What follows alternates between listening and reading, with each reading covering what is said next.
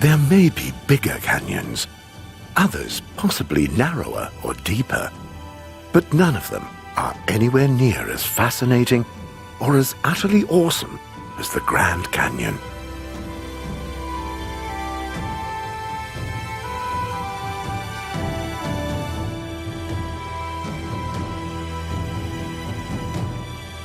When standing on the edge of the huge gorge, it is immediately clear just why people treat creation with respect and why they believe in the omnipotence of nature. The veneration and trust that primitive people place in the miracles of nature also becomes immediately clear. One sees the big picture in a different light, standing here open-mouthed before the beauty of a monument to the history of our planet's origin.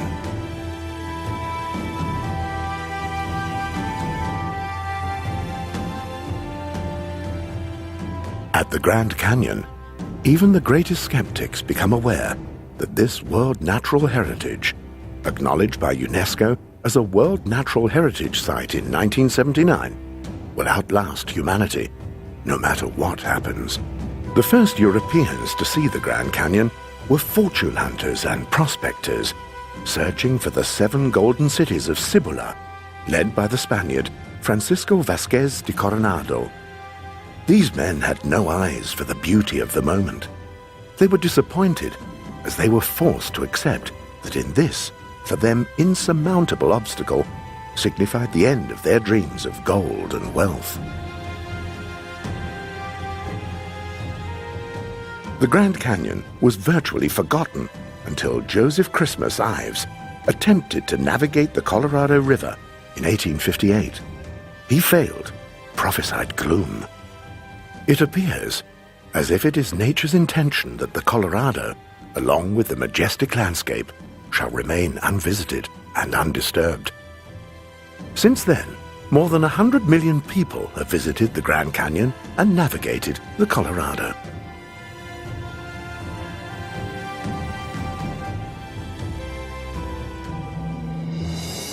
We are now in Williams in Arizona. The small town in Coconino County sees itself as the gateway to the Grand Canyon. We came here because we wanted to sense the fascination of the canyon firsthand.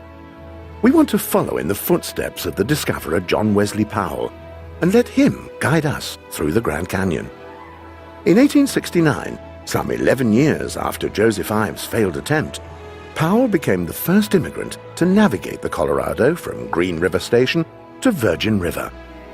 He set off with 4 small boats, of which 2 arrived at their destination after a 3-month-long journey covering around 500 miles of river.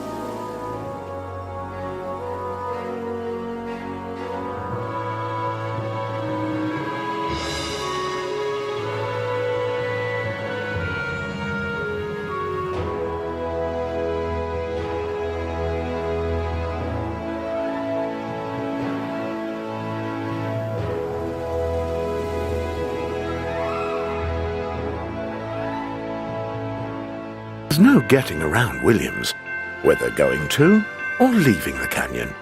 The most stylish method has to be with the Grand Canyon Railway, tracks of which run parallel to Route 66 for more than 60 miles directly to Canyon City. In summer, the old steam locomotives, like this 280 Consolidation, are hooked up and that old Wild West feeling is back in Arizona. But for the rest of the year, modern air-conditioned diesel trains provide a scheduled service. The Williams Canyon City line was opened in 1901 by the Atchison, Topeka, and Santa Fe Railway. It was considered to be the main artery regarding the exploitation of the Grand Canyon, where uranium mines have been opened. The coveted ore had to be transported to a hub. Other resources were suspected in the region, but hopes of their discovery were soon dashed. The line was threatened with an inglorious end. But in 1989, the newly formed Grand Canyon Railway took over and still runs the service today, predominantly to transport tourists.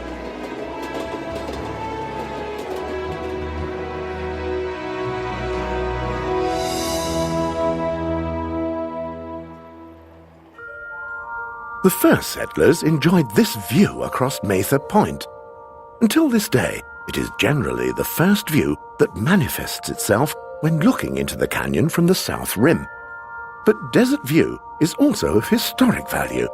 Scholars are still debating whether or not the expedition from Coronado came to a halt here. Not that this bothers him. This prairie dog has found a place to stay at the lower edge of the rim. By the way, the Indians considered prairie dogs to be a delicacy. The ungainly animals play a key role in their habitat. Their subterranean building activities not only offer more prairie inhabitants like owls and snakes protection and breeding possibilities, they also loosen the compressed soil. Prairie dogs owe their name to the dog-like call they expel when they sense danger. In actual fact, they are relatives of groundhogs or marmots, are usually around 35 centimeters in size and weigh up to 1.5 kilograms.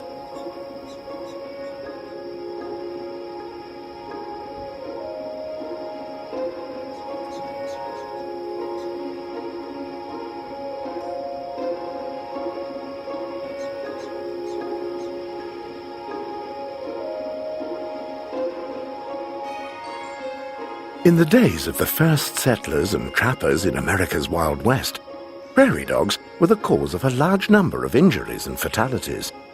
Their passages branch out far beneath the earth. Stepping into one of the entrances often had disastrous consequences for both horse and rider. A broken leg signified the death sentence for a horse and a catastrophe for the rider. Alone in the wilderness, it often meant the death sentence for the rider too, as it is impossible to survive in the harsh climate of the canyon.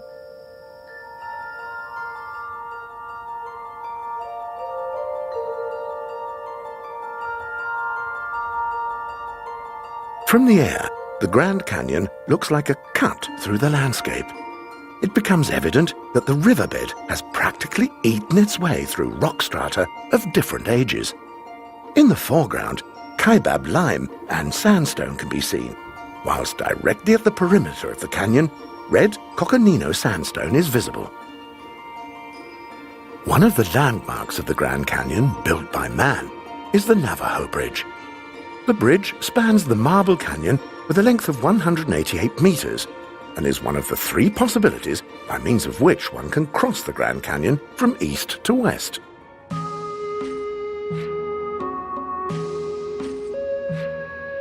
The Colorado River dug its way through the Kaibab sandstone of the marble platform into the Toroweep sandstone beneath it. Both are especially hard, which is why the Colorado has almost straight, sloping banks in Marble Canyon. Round stones are anything but a rarity on the marble platform. It is unclear whether the Colorado has washed them round or whether they were hewn by human hand.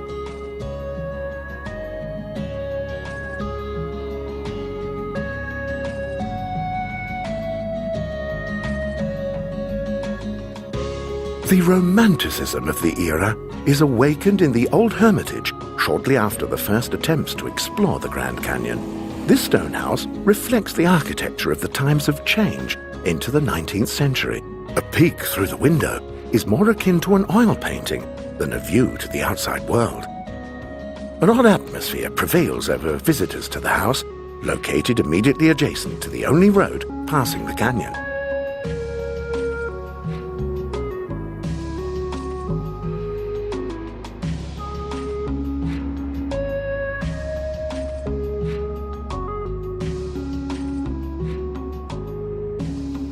On our way toward Colorado, we pass by Navajo Point. Located at an altitude of 2,447 meters, it provides a spectacular view of the layer structure and subsequently the origins of the canyon.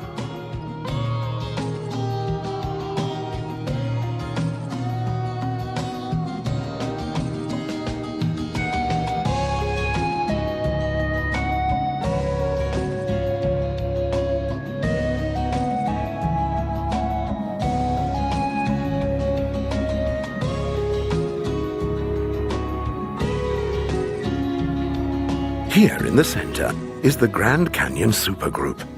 This is a formation of igneous rock and sediments dating back 700 million years to the Precambrian, the world's oldest geological era. These formations can be found all over the canyon. Characteristic are long, thin veins of maroon, grey and black layers, which lean at an angle of roughly 20 degrees.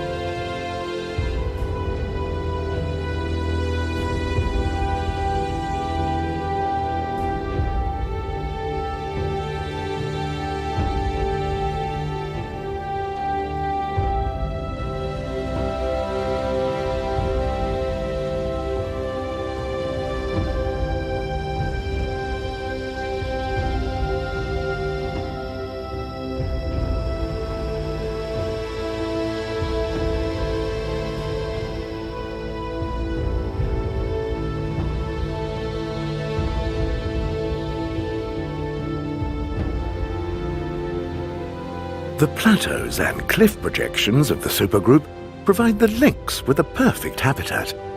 He lives here in the forest zones close to the canyon. The lynx is a nocturnal hunter. Prey consists of rabbits and hares, but he is also partial to snowshoe hares. The latter used to be widespread in the United States, but have become almost entirely extinct. Subsequently, the lynx population is seriously endangered. Scientists assume, however, that the change in population of the snowshoe hares and the lynx is linked, and that a change in the numbers of the animals will adjust within a year. Doing so, an equilibrium is guaranteed, so the scientists, enabling the lynx to survive.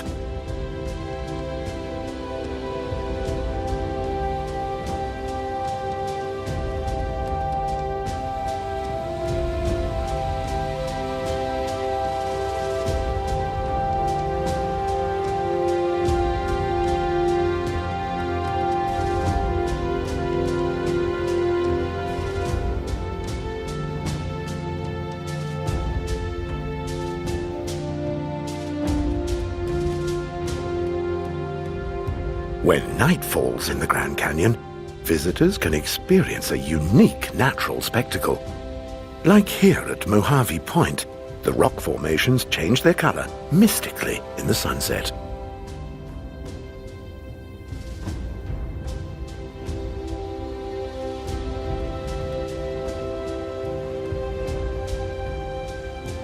An enchanted atmosphere is created by wandering shadows, an atmosphere well worth enjoying.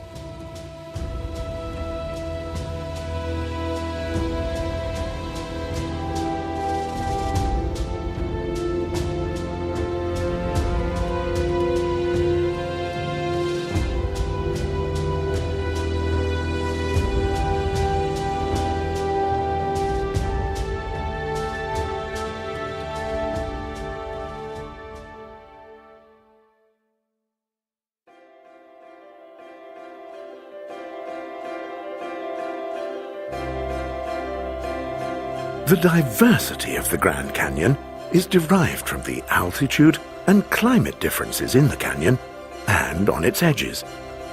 There are 5 vegetation zones: the river and the littoral zone, a desert strip in the inner canyon, plateau zone, the south edge with its ponderosa pines, and the north edge with a spruce and fir forest. Following the completion and opening of the Interstate Highway 40, Seligman, and indeed most of the other locations on Route 66, was cut off overnight from the transit traffic of this historic east-west connection, originally built in 1926. Many towns and villages fell into disrepair as the numbers of people passing by abruptly decreased. Motels, restaurants, and fuel stations were no longer able to generate an income. It wasn't until a wave of nostalgia arose in the 1980s that the Route 66 and the localities associated with it enjoyed new glory. Seligman's main claim to fame, however, is the fact that it provided the backdrop to Cars, 2006 Pixar animated movie featuring Lightning McQueen. The reason for all the weird-looking cars here with eyes and cloudy windscreens. In Cars, all of the characters are vehicles that react like humans or animals. There are no real people in the movie. This is not true of the original Seligman, which has a typical and quaint Route 66 feel to it. Touristy, yes, but charming.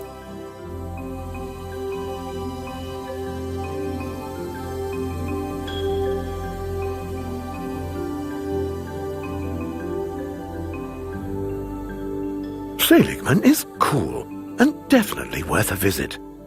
But we have almost forgotten why we are here.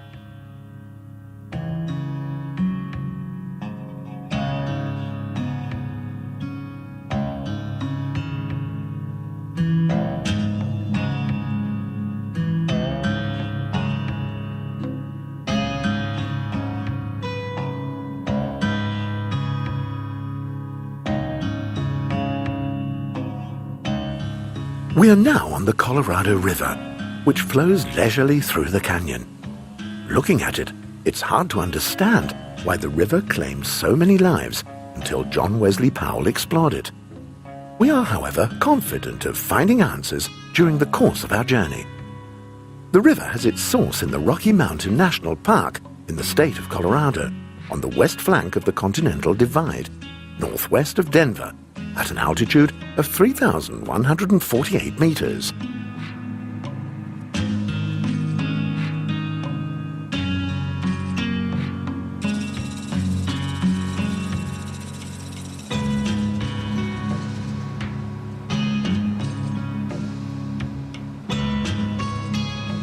It flows from the Rocky Mountains to Utah and Arizona and delineates the entire border between Arizona and California.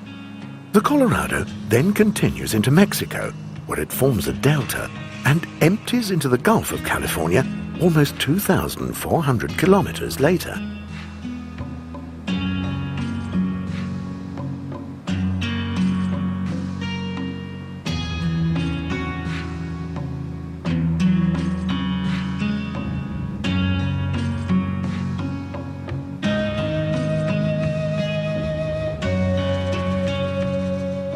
It rises in an elevated position. Snowmelt and high precipitation constitute an almost inexhaustible water reservoir. At its source, the Colorado is a clear mountain brook, which during the course of its long journey to the sea, turns into a muddy torrent colored red by sediment. During its course to the sea, it flows through a large arid region and discharges its water into the surrounding landscape.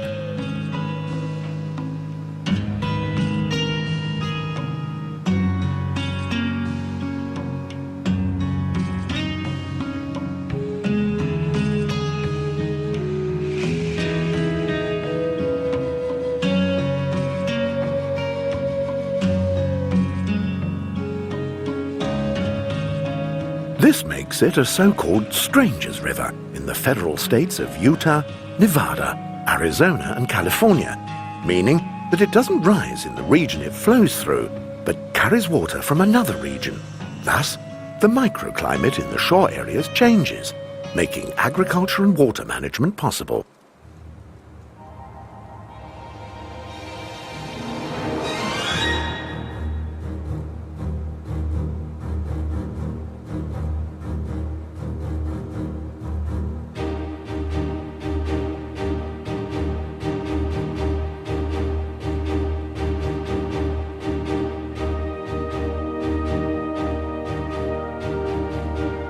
Where the Colorado leaves the Rocky Mountains, the highlands of the Colorado Plateau begins, and with it, the middle reaches of the river.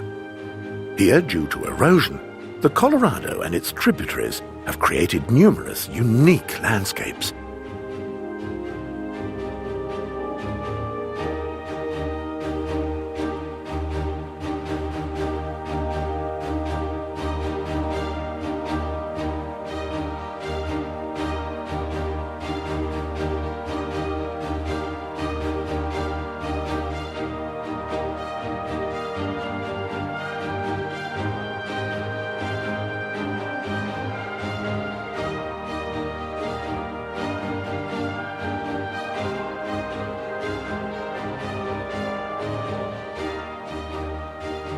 At a length of some 1,600 kilometers, it flows through several canyons, such as the Glenwood Canyon in Colorado, the Glen Canyon in Utah, the Marble Canyon, and the Grand Canyon in Arizona.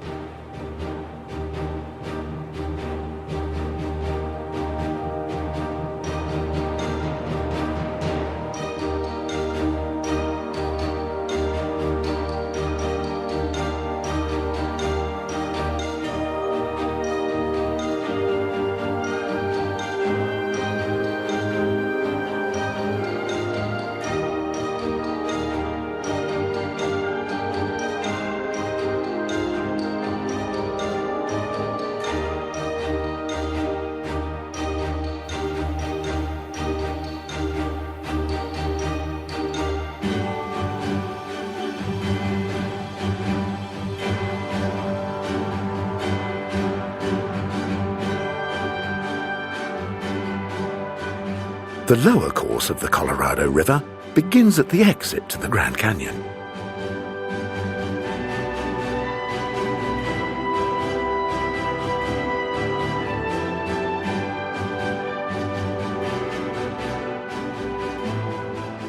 And here we encounter the enemy of all goldfish ponds and hobby aquarists, great blue heron, a relative of the European grey heron.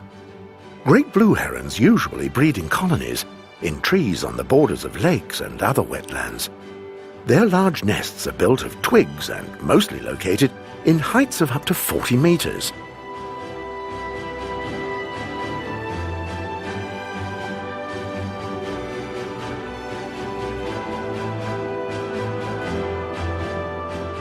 They hunt preferentially in water for fish, invertebrates, frogs, and small mammals, by motionlessly waylaying their prey or chasing them at a moderate pace.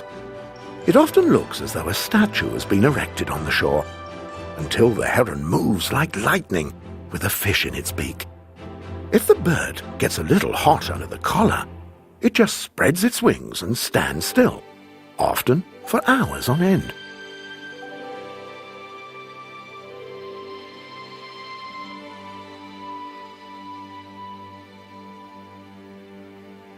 $8.5 million liters of water flow through the riverbed of the Colorado every second.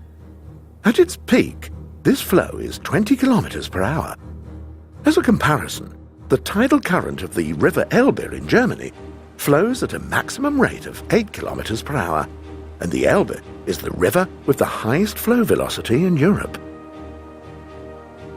These figures show that the Colorado is one of the largest rivers in the world. It is also the undisputed world champion in material transport. On any given day, the Colorado transports 27 million tons of mud. To transport this amount on land, it would require 2.7 million trucks with a respective load capacity of 10 tons.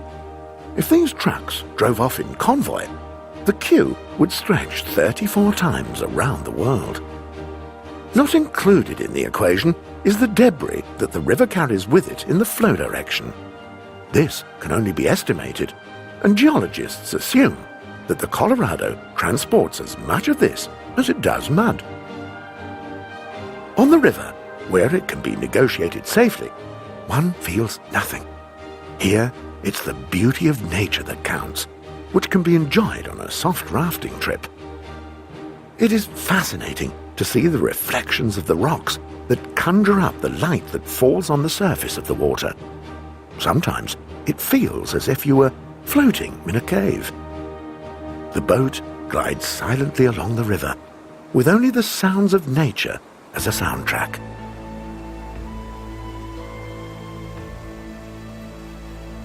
The Colorado is also a paradise for anglers, but the numerous barrages of the river have dramatically reduced fish stocks. Because of its migratory nature, white salmon, a kind of carp, which was given its name by the Indians and the first settlers, served as a welcome source of protein amongst the population. One of these fish, which can be up to 1.8 meters long and weigh 45 kilograms, could feed an entire family for a week.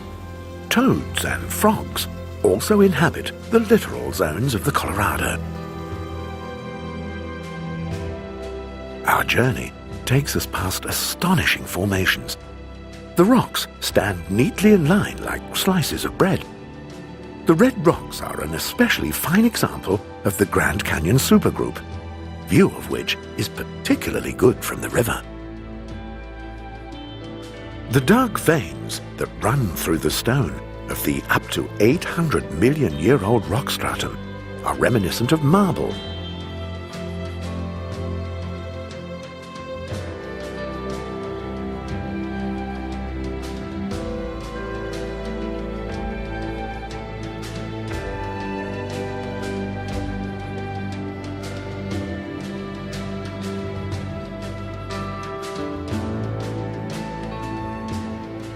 Wild horses graze on the shores.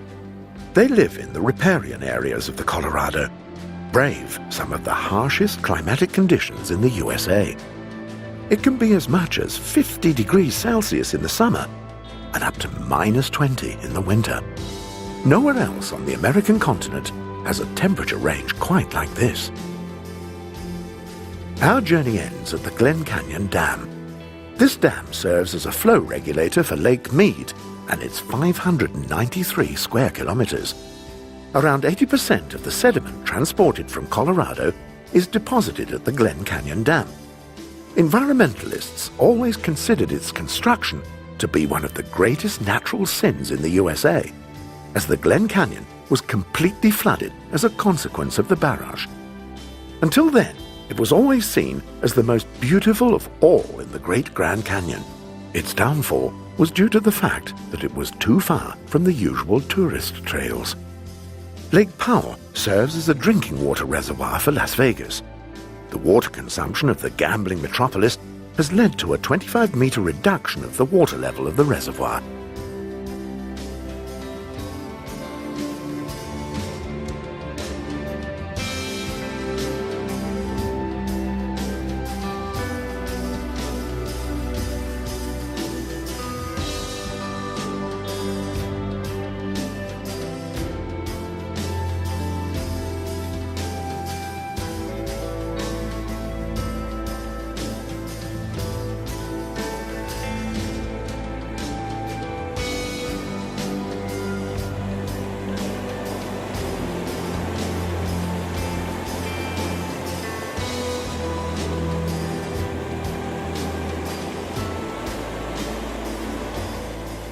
Numerous tributaries feed the Colorado. On the one hand, larger bodies of water like the Little Yellow River, but on the other, also by countless smaller streams that flow into the Great Red River.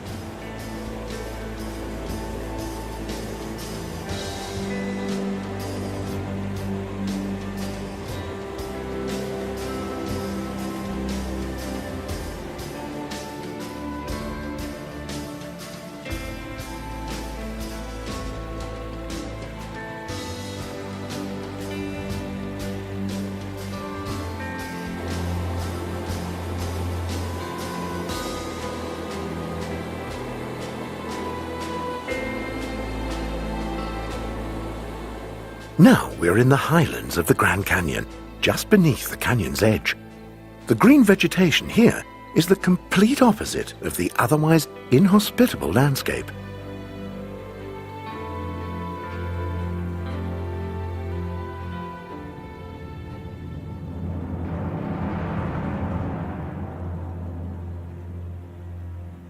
Bighorns.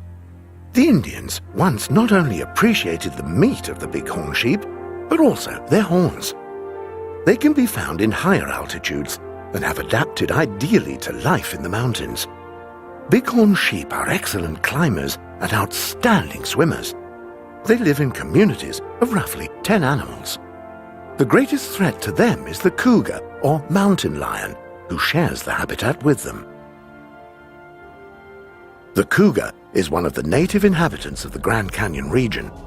He lives here on the plateau of the highlands and has also adapted ideally to its habitat. Mature animals can weigh up to 60 kilograms. They are actually timid loners and prefer a large territory of their own. Depending on their numbers, this can be as much as 1,000 square kilometers. They are also perfect hunters and can achieve speeds of up to 70 kilometers per hour, although they seldom use this ability. Their strength when jumping is really impressive. The big cats can effortlessly jump 5 meters into a tree, something the animals mainly use when being chased by their sole enemies, bears and wolves.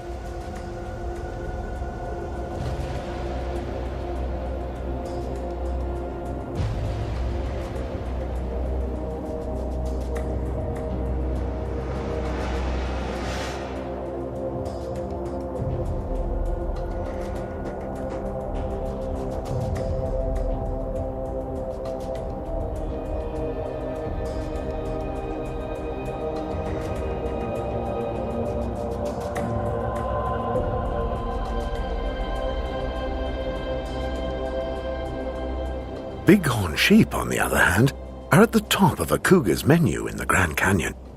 Park rangers often tersely refer to the sheep cougar food. When on the hunt, a cougar's agility is a great advantage, also in the mountains. He's able to adapt to any surface and is therefore often successful. Cougars usually creep up behind their prey and, once within reach, kill them with one fell swoop of their claws. Should a victim manage to escape, cougars rarely take up chase, but rather look for a new delicacy.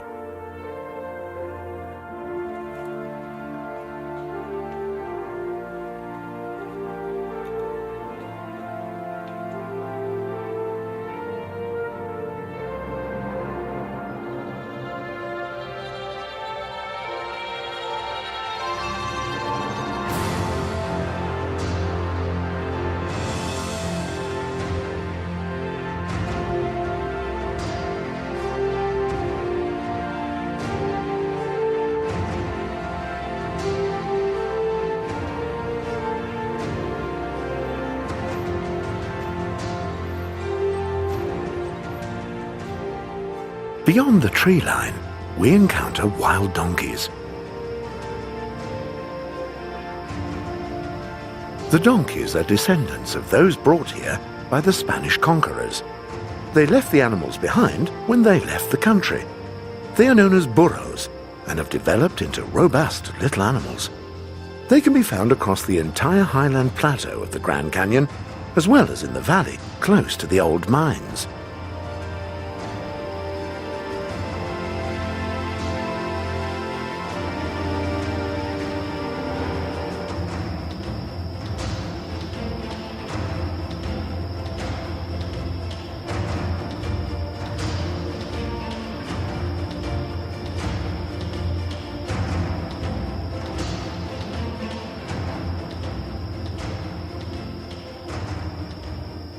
This small donkey foal is close to death. It has broken one of its hind legs, presumably in a prairie dog burrow. It can hardly stand, and the herd senses that the little creature is running out of time. The herd is ready to move on, but the mother of the little one doesn't want to accept that she is losing her foal. This constitutes a drama for the herd, but is a godsend for coyotes, cougars, and scavengers.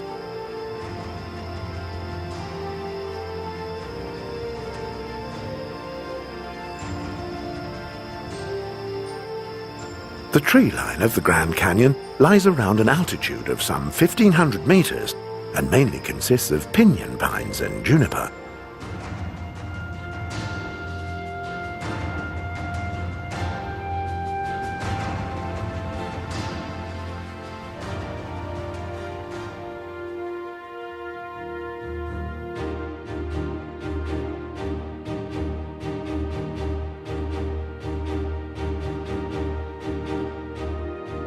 The semi-arid climate supports the growth of the robust plants. The undergrowth comprises dwarf oaks and large sage bushes. But both danger and opportunity lurk here in regard to the vegetation. Forest fires can occur here due to lightning or spontaneous combustion, devastate entire regions of the Grand Canyon. At the same time, however, forest fires enable the comprehensive regeneration of the forest soil, thereby supporting the growth of new plants. Burnt biomass is rich in minerals and creates an environment in which new life can emerge. The forest burns regularly in the Grand Canyon. Rangers and foresters ensure that forest fires do not spread into wildfires and install fire breaks in the forest areas. They have realized that the forest regenerates by itself and that in the end, healthier trees emerge. In this way, the desolate site of charred tree stumps also invariably provides nature with the opportunity to begin a fresh start.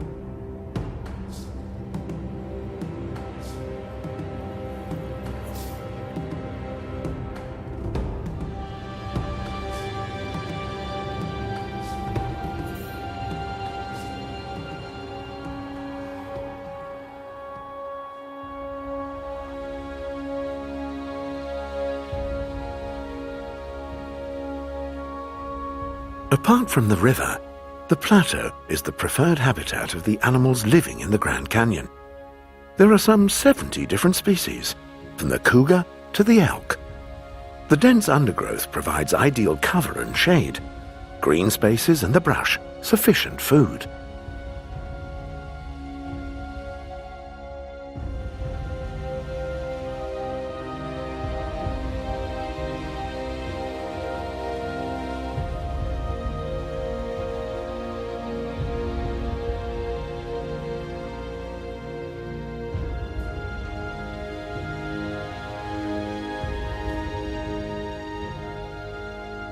Two different types of zerine, or ground squirrel, also live here. The Abert squirrel and the Kaibab squirrel. Their habitats were separated during the course of evolution. The animals are now genetically so far apart that researchers speak of two different kinds. This too is a fact that characterizes the Grand Canyon habitat. The canyon is an ecosystem that is constantly changing and adapting to this.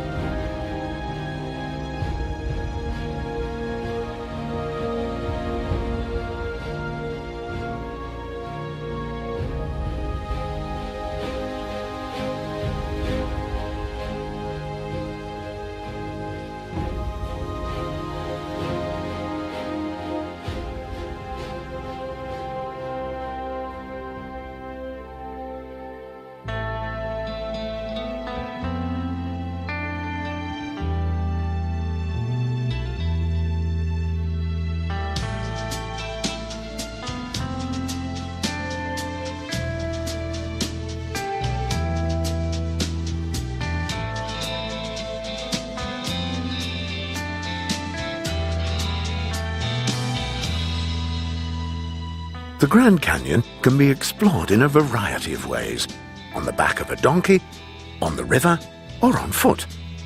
The descent on the back of a donkey is probably the most impressive way to experience the beauty of the canyon.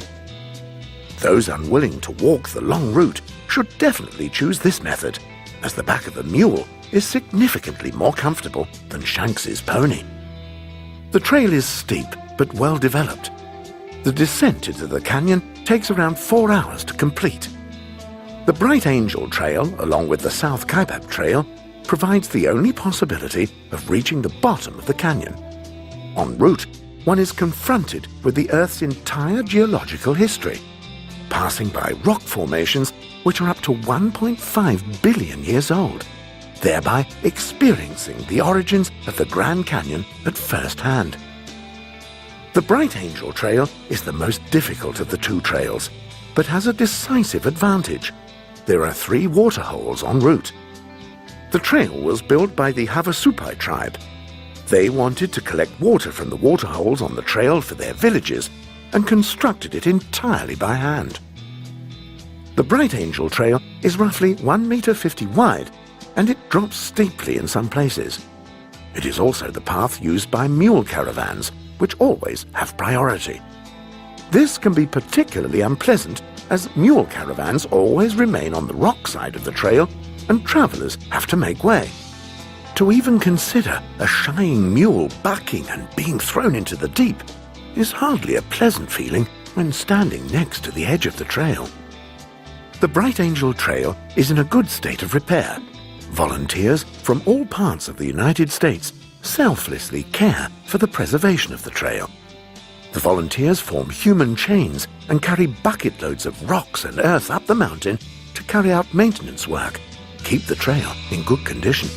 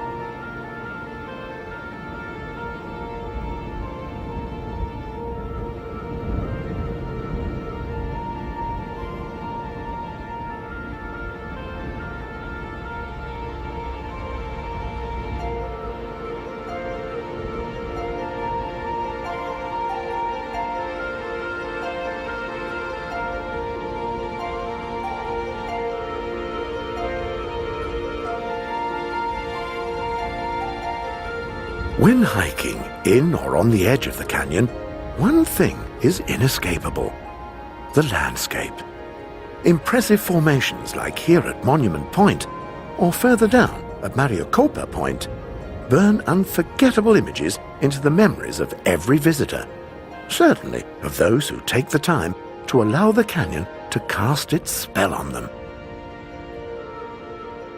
A flight over the canyon has to be one of the most spectacular adventures that one can experience at the Grand Canyon, without having to expose themselves to the limits of physical endurance. The American way of adventuring, so to speak. Those with more confidence are treated to even more impressions and come very close to that which is known as the creation, Genesis, different religions of the world. Closer, more exact look, and many details can be found, those that appeared hidden at first glance. Animals, irrespective of their size, do not arrive alone. They need patience and an open mind.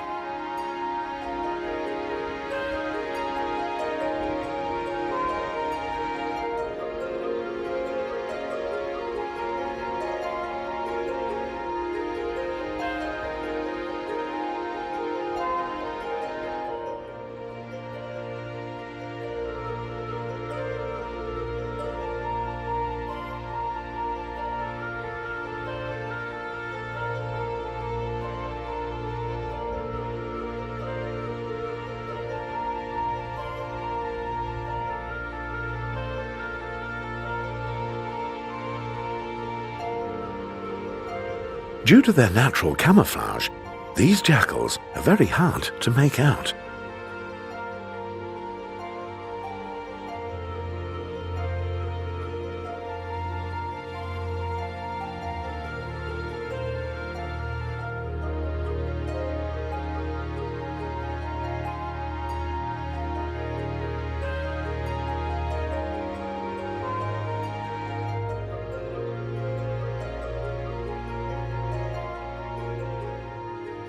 This also has a rarity value. Cacti at an altitude of 1,000 meters, beyond the tree line and in a climate reminiscent of Mexico. How they came to be in the Grand Canyon, no one knows. Now they colonize a mountain slope, and you could be forgiven expecting John Wayne to appear at any moment.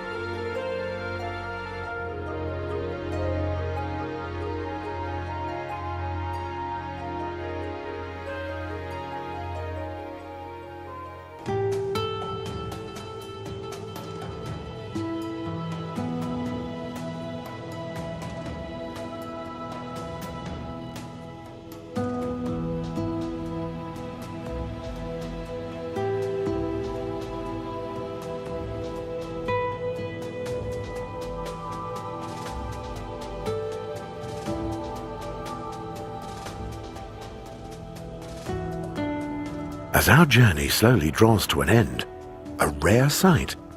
A tornado whirls over the highlands of the canyon. We have followed in the footsteps of John Wesley Powell, navigated the Colorado River, and discovered that the wild Mustang from the days of the first settlers has turned into a tired old nag.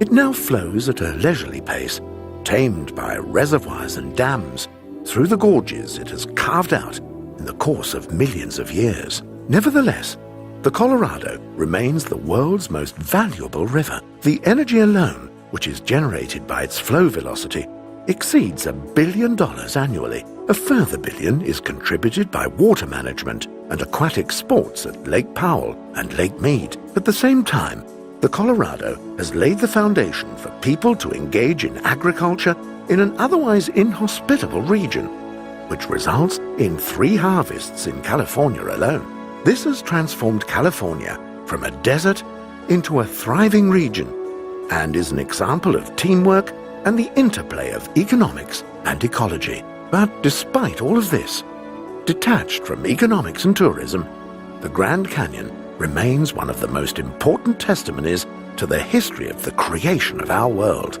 This demands respect from each and every one of us, even though the incorrigible continually suggest flooding this wonder of nature. We, in any case, take our leave in humility of this perhaps not largest, widest, or deepest canyon in the world.